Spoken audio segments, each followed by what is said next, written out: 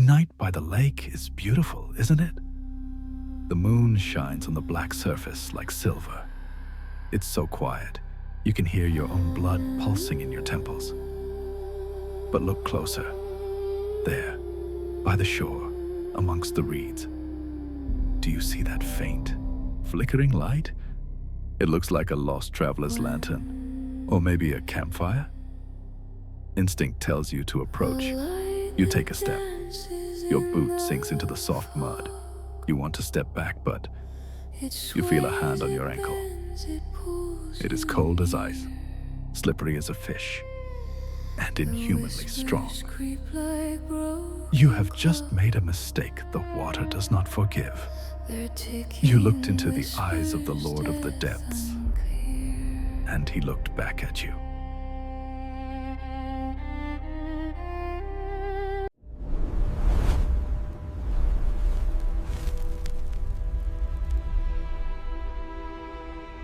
Water remembers everything.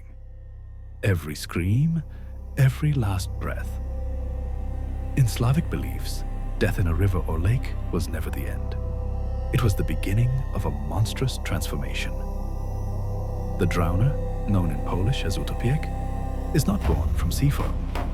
He is born from human tragedy. These are the suicides who sought relief in the water but found only eternal cold.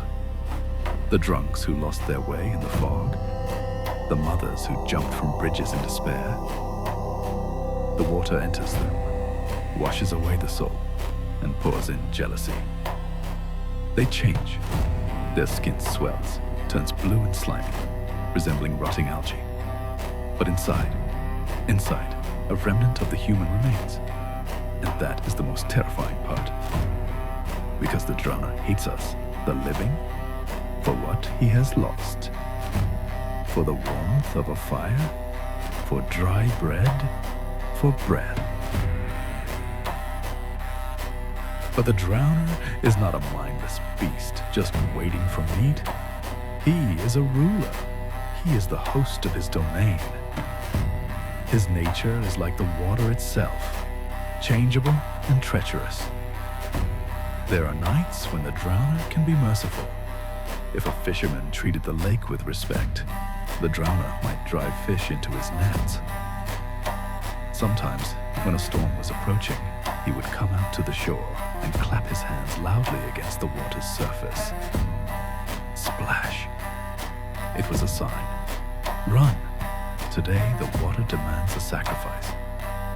Those who heard the sound and fled, lived. Those who ignored it, drowned. However, you never know what mood the Lord of Waters is in. Will he offer you a helping hand?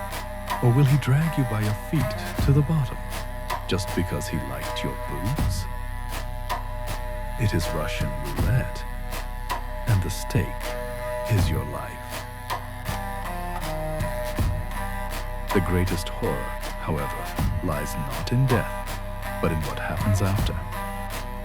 Old legends say that at the bottom of the deepest ponds, in palaces built of crystal and fish bones, the drowner keeps his collection. He does not collect gold. He does not collect jewels.